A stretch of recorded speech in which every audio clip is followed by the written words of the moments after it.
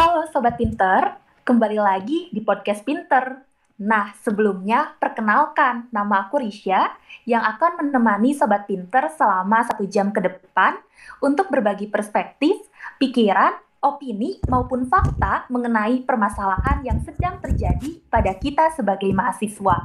Jadi, jangan sampai terlewat ya. Oke, sebelum mulai, aku mau nanya dulu nih ke teman-teman Sobat Pinter. Sobat Pinter ngerasa gak sih semenjak PJJ ini ada banyak perubahan yang terjadi?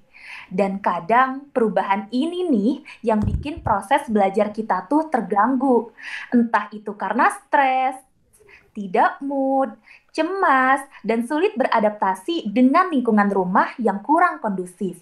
Nah, Sobat Pinter, mungkin ngerasain ya? Kalau iya, Sobat Pinter pas banget nih buat mendengarkan podcast ini. Karena di sini kita akan membahas mengenai kondisi psikologis mahasiswa di masa pandemi serta tips and trik meningkatkan semangat belajar secara daring. Kebetulan aku di sini gak sendiri nih. Aku ditemani oleh seorang ahlinya. Beliau seorang psikolog cantik dan biasa dipanggil Bu Irma. Boleh nih Bu untuk memperkenalkan diri terlebih dahulu kepada sobat pinter semua. Oke, baik. Selamat siang, pagi, dan sore. Mudah-mudahan podcast ini bisa didengar di waktu-waktu yang pagi, siang, sore. Oke, perkenalkan nama saya Irma. Saya betul biasa dipanggil Bu Irma. Saya Unpad juga. Kita cuma beda 20 tahun ya dengan mahasiswa sekarang, tapi beneran saya masih milenial, masih semangat kayak kalian loh gitu ya. Oke, aktivitas saya adalah saya ini asesor. Saya biasanya bilang saya asesor. Saya associate asesor di beberapa konsultan terbaik di Indonesia. Wah, kebanggaan ya bahwa nama baik Unpad bisa kerja di beberapa konsultan terbaik di Indonesia. Saya juga punya platform, ada platform namanya Teman Curhat barengan sama temen bantuin, kemudian mendirikan platform juga tentang pilih jurusan, tentang kenal diri, ada platform juga namanya pilihjurusan.id. Kemudian saya trainer juga di Corporate Innovation Asia atau biasa disebut dengan CIAS. Dan sehari-hari ketemu mahasiswa, makanya kita beda 20 tahun tapi semangatnya masih mahasiswa juga di Mercu Buana, Jakarta. Oke, itu tentang saya. Wah, sangat keren sekali nih pemateri kita ini. Banyak sekali pengalamannya. Dan mungkin boleh di-follow ya Bu platformnya yang teman curhat. Nah, oke, Mancurat karena dan sudah pilih terkenal. jurusan. Iya, dan pilih jurusan. Jangan lupa nih Sobat Pintar. Nah, karena sudah perkenalan, kalau begitu mungkin kita akan langsung saja nih ya Bu ke acara inti ya. Oke. Nah, mungkin saat ini ya Bu, perkuliahan secara offline di kampus tentulah akan sangat berbeda dirasakan mahasiswa dengan perkuliahan secara online di rumah. Nah, mungkin banyak mahasiswa yang pada akhirnya tidak bisa beradaptasi dengan kondisi-kondisi tersebut. Nah, termasuk saya nih Bu. Nah, menurut Ibu nih sebenarnya bagaimana sih kondisi psikologis mahasiswa di masa pandemi? Dan apakah akan berpengaruh terhadap proses dan hasil belajarnya? Oke, jadi situasi pandemi ini berlangsung sudah sekitar 7 bulan. Ada perubahan perilaku yang tentunya berbeda dengan situasi sebelum pandemi. Yang paling terlihat adalah ada metode belajar yang sangat berbeda dibanding sebelum pandemi. Kenapa itu terjadi? Karena tadi kita tidak berinteraksi secara langsung. Nah, kondisi ini yang berbeda tadi, perubahan yang sangat signifikan tadi ini, jika dipersepsikan oleh mahasiswa sebagai suatu hal yang ini di luar kendali dia, ini lebih dari tuntutan yang dia punya seperti biasanya, maka itu akan dianggap stres gitu. Nah, perubahan ini kalau tadi saya bilang menjadi sesuatu hal yang melebihi tuntutan seperti biasanya, nah ini yang menjadi stres gitu ya. Belum lagi ada tujuan-tujuan atau target-target yang diperlukan perilaku tadi yang berbeda itu gitu. Yang misalnya ya, yang biasanya kalau misalnya mau nanyain materi, tinggal ketemu, terus kemudian ya biasa diskusi dapat solusinya. Tapi sekarang di era pandemi nggak bisa semudah itu gitu. Harus menyesuaikan diri dengan metode tatap muka online. Ini sebenarnya membuat sesuatu hal yang disadari atau enggak, ini sebenarnya menekan juga loh. Itu yang pertama. Kemudian yang kedua, ketika belajar secara online, informasinya ini bisa banjir banget gitu. Ini bayangkan kita sedang belajar satu mata kuliah gitu online, tapi di saat yang sama informasinya bisa dapat dari 5-6 lainnya. Misalnya kita lagi belajar sambil buka Instagram, sambil buka WA, sambil buka website, sambil nonton. Itu banjir informasi yang tiba-tiba banyak banget itu juga bikin mahasiswa jadi wow, nggak sempat mencerna informasi. Belum sempat mencerna, udah mencerna informasi yang lain. Ini perubahan berbeda lainnya yang bisa jadi itu bikin stres gitu ya. Lainnya itu dua hal yang sangat signifikan gitu ya. Lainnya banyak lagi gitu. Orang Indonesia biasanya suka banget kalau lagi stres itu nongkrong-nongkrong, apalagi mahasiswa. Dan ketika pandemi ini nggak bisa nongkrong. Kalau lagi stres kita ngobrol, nggak bisa. Kalau lagi stres ngumpul di warung-warung, sekarang nggak bisa. Itu 3 hal itu aja nggak bisa ketemu. Itu kalau dipersepsikan menjadi sesuatu hal yang menekan, ini bisa bikin stres. Dan bukan hanya bikin stres, tapi bisa bikin motivasi belajar itu turun seturun-turunnya. Kalau kata UNICEF mengatakan ini bisa jadi krisis pembelajaran, katanya gitu. Itu diantaranya, dan masih banyak lagi sih yang lain. Oke. Wah, sungguh menarik nih jawabannya ya Sobat Pinter. Hayo, mungkin di sini siapa Sobat Pinter yang merasa sedih karena gak bisa nongkrong bareng teman-temannya? Dan siapa Sobat Pinter yang merasa bahwa pembelajarannya menjadi terganggu, motivasinya menjadi turun? Nah, selanjutnya ya Bu, ada permasalahan yang menarik lagi nih Bu. Saya sempat sedikit mendengar dari Sobat Pinter 2020 atau mahasiswa baru nih. Mungkin bagi mereka masuk ke dunia perkuliahan merupakan hal yang baru. Langsung dihadapkan dengan pembelajaran daring membuat mereka kesulitan beradaptasi baik secara sosial maupun akademik. Terutama mereka kesulitan untuk mendapatkan support system yang baik dalam kehidupan perkuliahannya.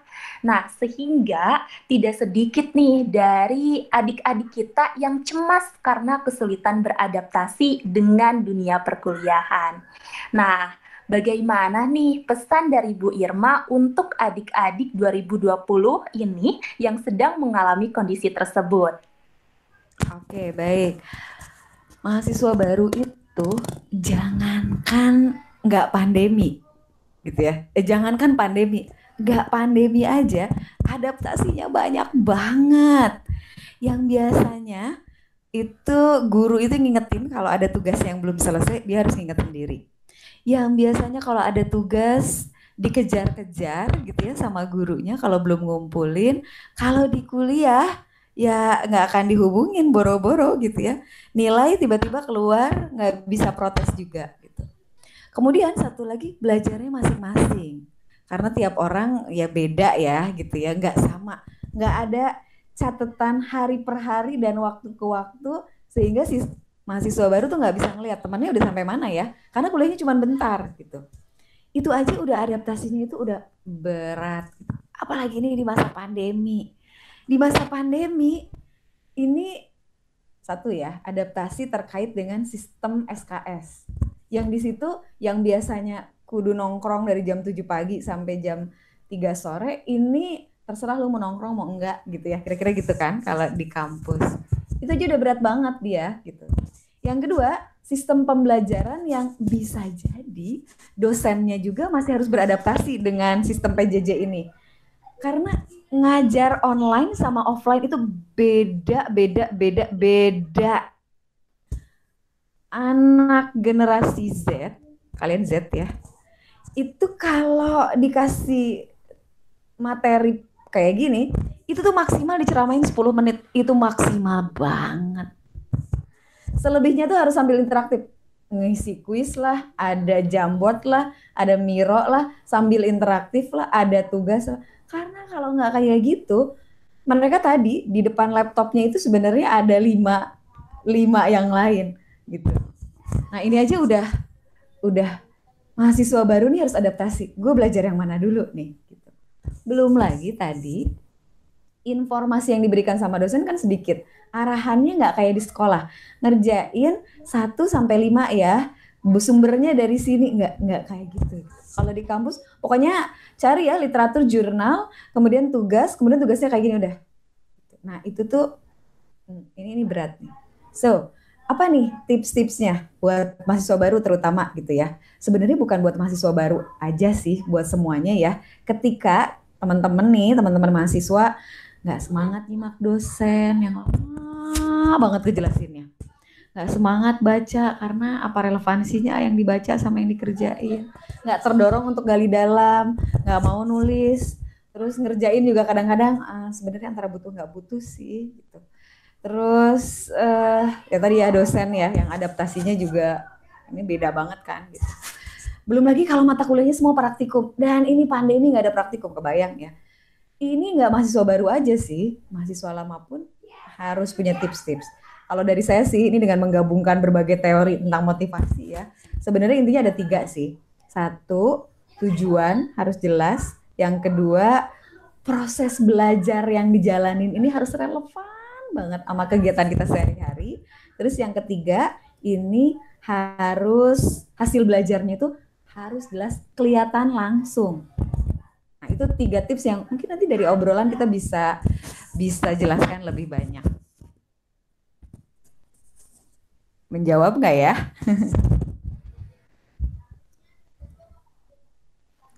Wah, Sobat Pinter. Sangat menarik jawabannya dan sangat menjawab mungkin ya pertanyaan-pertanyaan yang selama ini ditanyakan gitu, tapi bingung nih harus ke siapa menanyakannya. Jadi mungkin yang pertama ya Bu, itu tujuannya harus jelas. Terus proses belajarnya harus relevan. Dan hasil belajarnya itu harus kelihatan ya Bu. Nah, oke nih, selanjutnya nih Bu. Mungkin tadi nih terkait dengan metode belajar yang berbeda, perubahan secara signifikan mengenai pembelajaran dan tuntutan yang berlebihan.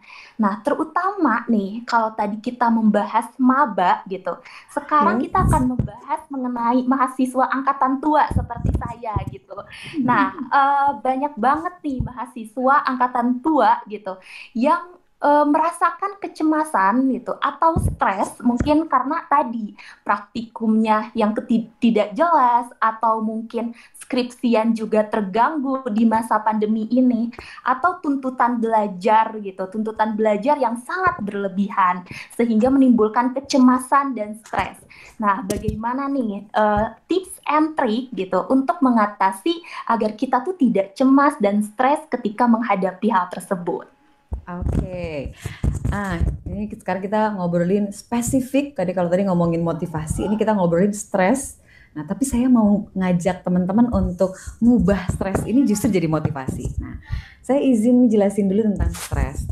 Stres itu definisinya adalah situasi di mana mahasiswa itu, ini kalau kita ngomongin mahasiswa ya, mengalami sebuah tekanan karena yang dimilikinya, sumber daya yang dimilikinya itu lebih sedikit dibanding tuntutan yang harus dia penuhi. Nah, itu kondisi stres. Jadi, ketika mahasiswa mempersepsi bahwa, ini masalah persepsi ini stres nih ya. Ketika mahasiswa mempersepsi bahwa ini yang gue harus lakukan nih banyak banget ya gitu ya, tapi gue gak mampu. Nah, itu berarti salah satu situasi mahasiswa itu stres. Di dalam situasi pertama ini, sebenarnya untuk masuk ke dalam stres atau enggak, tinggal ubah aja persepsinya. Punya apa enggak gitu ya. Sebenarnya ini berat apa enggak. Tapi kenyataannya emang di luar kendali. Contoh ya, ada 5 mata kuliah, 5-5-nya tugasnya berbarengan. Mending kalau berbarengan itu tugasnya itu sedikit-sedikit. Tapi tugas itu kan biasanya dikasihnya itu akumulatif ya, gitu ya. Akumulatif pertemuan 1, 2, 3, 4, kemudian diakumulasikan ke tugas UTS misalnya atau tugas pertengahan semester. Dan itu tuh waktunya berbarengan gitu. Faktanya itu di luar kendalinya mahasiswa. Belum lagi yang misalnya ada beberapa dosen yang tugasnya itu tidak diinformasikan sebelumnya, tiba-tiba tugasnya itu ya banyak, kemudian harus dikumpulkan. Ini kan dosen beda-beda nih. Dan kadang-kadang beban tugas itu tidak dihitung secara keseluruhan. Jadi sedikit sekali kita evaluasi ya dari pihak universitas gitu bahwa integrasi semua integrasi semua tugas itu tuh bebannya seberapa banyak. Itu sebenarnya masih sedikit kampus yang menghitung jumlah beban mahasiswa ketika mendapatkan tugas di satu waktu tertentu. Nah, itu faktanya, itu yang membuat stres. Nah, pertanyaannya adalah, terus gimana kalau dalam kondisi stres kayak gitu? Nah, stres selanjutnya adalah, sebenarnya stres itu bisa 2 dampaknya. Ada distress, ada eustress. Kalau distress, itu kondisi stres yang dampaknya itu negatif. Jadi misalnya sakit perut, pusing kepala, kemudian malah jadi frustasi, jadi nggak mau deh belajar lagi. Tapi ada juga loh stres yang membuat diri kita justru makin ter-challenge. Justru kita makin semangat ngerjainnya karena kebetulan dosennya misalnya galak dan nggak bisa mahamin siswanya. Karena dia galak, kita jadi oh ya udah, aku pengen buktiin sama dosen itu kalau aku bisa. Itu stres yang sebenarnya positif. Dan percayalah teman-teman bahwa stres itu nggak semuanya negatif. Banyak kok stres yang bisa dampaknya itu positif.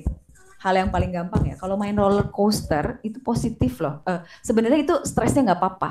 Kebayang ya kalau kita main roller coaster terus kita nggak stres, cuman begitu aja. Tapi justru karena kita stres, maka ada sensasi yang bisa kita nikmati. Ketika teman-teman di sini ada beberapa yang mungkin mau menikah gitu, dalam proses mau menikah, seneng banget kita ketemu gebetan kita gitu. Tapi justru karena kita seneng, kita stres, kita mempersiapkan diri untuk ngobrolnya kayak gimana ya. Nanti saya harus siapin seperti apa ya ngobrolnya. Apa yang harus saya siapin? Itu karena stres. Belajar juga gitu. Belajar juga ketika situasinya itu menekan, sumber daya kita sedikit, itu sebenarnya bisa jadi stres atau bisa jadi stres yang menghasilkan dampak positif. Tips-tipsnya gimana nih? Ini yang bisa membuat kita positif. Nah, lagi-lagi sebenarnya kalau mau kita hubungkan dengan motivasi tadi itu gitu ya. Harus jelas banget, clear banget. Sebenarnya tujuan kita kuliah ini mau apa? Di dalam prosesnya, setiap mata kuliah itu harus kita ini proses belajar ya tadi relevan. Itu sebisa mungkin mata kuliah yang kita pelajari itu harus kita kenali dan familiarkan. Apa tuh bahasanya? Jadi misalnya gini, mata kuliah Pancasila. Wah, ini hampir di semua jurusan ada mata kuliah Pancasila. Ya, Pancasila diajarin dari kelas 1 SD sampai kelas 3 SMA. Nah, yang mau kita pelajari itu usahakan lebih kita familiarkan, lebih kita kenali. Makanya kita mulai dengan baca-baca. Kemudian materi apa nih yang akan dipelajari di mata kuliah Pancasila di perguruan tinggi ini? Bisa mulai dengan baca daftar pustakanya kalau mata kuliah itu baru, atau bisa juga kita ngobrol sama senior kita terkait dengan mata kuliah itu, atau ngobrol sama dosen. Itu yang pertama, kenalan atau familiar kan. Yang kedua, temukan wow efek dari materi perkuliahan yang mau kita temukan, yang mau kita pelajari. Nih, temukan wow efek dari mata kuliah yang mau kita pelajari. Gimana kita dapetin wow efek? Orang ini mata kuliahnya baru, dan kalaupun ada juga ya Pancasila, kewarganegaraan, bahasa Indonesia, bahasa Inggris.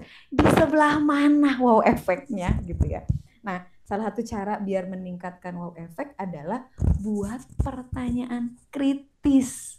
Apa yang tidak bisa didapat dari pelajaran ini? Apa yang relevan dengan kehidupan kita sehari-hari? Itu sebenarnya menciptakan wow effect. Kita nonton YouTube yang rate-nya paling tinggi, ya klik aja Pancasila. Biasanya sih yang dijelaskan itu hal-hal yang menarik, angle Pancasilanya atau angle kewarganegaraannya.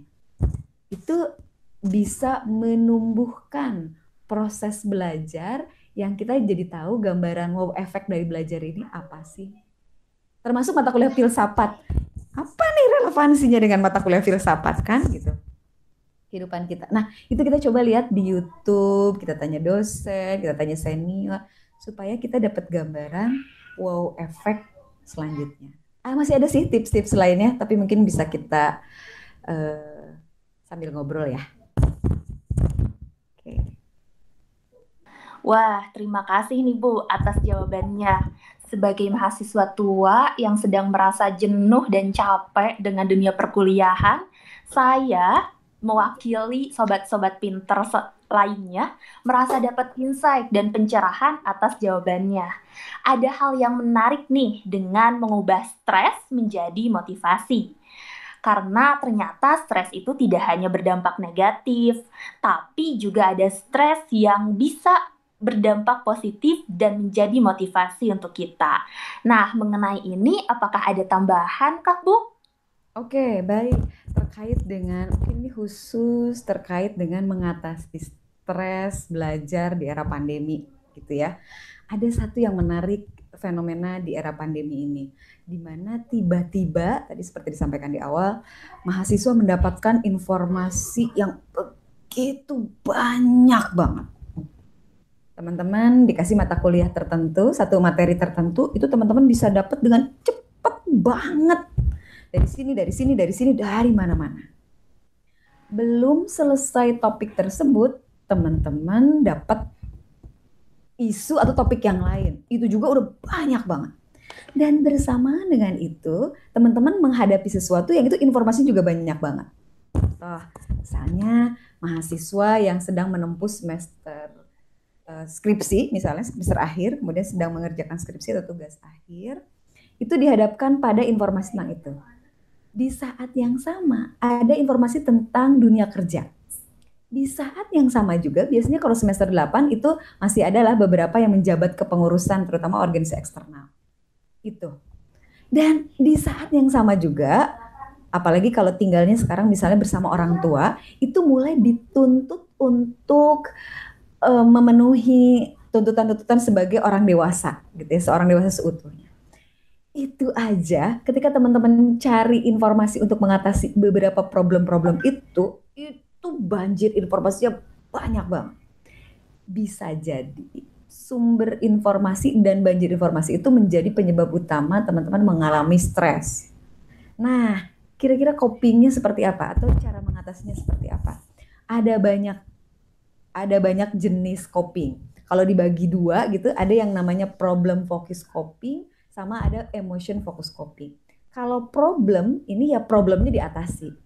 Jadi kalau tadi misalnya persoalannya adalah skripsi, tugas akhir, nggak dapet alat ukur, susah dapetin datanya atau olah datanya, ya tanya sama orang yang emang jago. Cari orang yang emang profesional. Ya mulai kita ngerjain. Karena kalau kita nggak ngerjain ya nggak akan beres. Tadi persoalan misalnya di organisasi, kalau persoalannya adalah masalah perbedaan pendapat, misalnya jadi konflik, ya selesaikan hadapi. Nah itu namanya adalah problem focus coping. Tapi ada satu lagi, ini yang di era pandemi ini penting banget untuk teman-teman miliki atau teman-teman lakukan, yaitu yang berkaitan dengan emotion focus coping atau cara teman-teman mengelola kondisi emosinya. Yang pertama adalah teman-teman bisa mulai bahasa sederhananya itu lebih banyak melakukan perenungan sendiri gitu. Untuk apa? Untuk mengendapkan informasi-informasi yang teman-teman sudah dapatkan. Baik secara disadari atau nggak disadari, informasi itu kan banyak. Mulai teman-teman endapkan, mulai teman-teman pilih-pilih, mulai teman-teman maknai, mulai teman-teman korelasikan tuh satu sama lain gitu ya. Menjadi satu makna tertentu dan bukan menjadi informasi yang benar-benar terpisah satu sama lain. Itu yang pertama. Yang kedua, teman-teman juga mulai bisa mengelola waktu teman-teman gitu, manajemen waktu untuk bisa mengelola emosinya teman-teman. Jadi teman-teman kalau membuat jadwal di era pandemi ini menurut saya ini penting banget. Karena apa? Dengan informasi yang banyak tadi kan tiba-tibanya banyak ya, tiba-tiba ini. Tapi kalau manajemen waktunya cukup bagus, teman-teman udah sadar, oke, saya jawab teleponnya nanti aja, saya tanggepin organisasinya nanti aja. Sekarang saatnya saya fokus ini, tapi saya nggak usah khawatir kalau saya mau balesin urusan keluarga, nanti dijawabnya seperti ini, nanti kapan waktunya itu jadi lebih terkendali. Tadi stres itu di luar kendali kan. Kayak tadi yang pertama adalah mulai mengendapkan apa yang informasi yang dimiliki. Yang kedua, manajemen waktunya harus bagus gitu ya. Yang ketiga sebenarnya olahraga. Ini olahraga penting banget terkait dengan tadi banyak informasi yang dapat gitu ya. Pikiran kita jalan, tapi fisiknya nggak jalan. Ini balance-nya juga ini pengaruh banget gitu. Otak kita tuh nggak berhenti-berhenti, pikiran kita nggak berhenti-berhenti, tapi tubuh kita tuh diem gitu. Nah ini bisa jadi ini yang menyebabkan stres. Nah caranya adalah teman-teman olahraga ringan, 5 menit, 10 menit, jalan kaki, lari-lari. Itu coba aja, itu efeknya tuh bagus banget gitu ya. Kemudian selanjutnya adalah teman-teman, ini terutama buat aktivis, buat mahasiswa juga gitu ya. Jangan lupa teman-teman, 24 jam teman-teman itu ada waktunya me time. Ada waktunya untuk teman-teman ngelakuin apa yang teman-teman suka. Yang suka nonton drakor ya nonton drakor, nggak apa-apa. Yang suka makan es krim ya makan es krim. Sekarang saya lihat mahasiswa ada yang suka banget menumbuhkan dan merawat tanaman. Kalau yang cowok misalnya menginikan ikan gitu ya. Nah yang kayak gitu-gitu tuh sebenarnya itu penting loh buat dilakukan oleh mahasiswa juga. Ngedengerin musik itu juga penting banget. Selanjutnya lagi ini tips yang bisa dilakukan lagi adalah tadi ini nyambung ke yang pertama ya. Tadi merenung, banyak merefleksi, doanya juga harus banyak. Karena tadi informasinya teman-teman tuh banyak banget. Teman-teman harus meregulasi emosi. Salah satu cara terbaiknya adalah dengan teman-teman melakukan ibadah-ibadah ritual keagamaan ya. Itu juga akan sangat membantu banget. Itu diantaranya adalah beberapa coping stress yang bisa dilakukan ketika kita jadi mahasiswa, terutama ketika beban belajar kita anggap sebagai melebihi tuntutan, melebihi sumber daya yang kita punya. Gitu. Demikian. Wah, terima kasih nih Bu atas tambahan tips and triknya. Wah, semakin kaya nih tips and trik Sobat Pinter. Bahkan contoh-contoh permasalahan yang diberikan sangat relate ya dengan kita sebagai mahasiswa. Nah, gimana nih Sobat Pinter? Insightful banget kan penjelasan Bu Irma tadi? Semoga dari penjelasan itu Sobat Pinter bisa menemukan solusi terbaiknya ya untuk mengatasi masalah yang ada. Nah, terima kasih banyak Bu Irma. Semoga Bu Irma selalu sehat dan bisa terus menginspirasi dan berbagi perspektif kepada banyak orang. Oke, sekian dari saya. Jangan lupa terus ikuti podcast Pinter ini ya. Jangan lupa follow @unpadpinter dan share ke teman-teman Sobat Pinter. Semoga hari teman-teman menyenangkan. Dadah!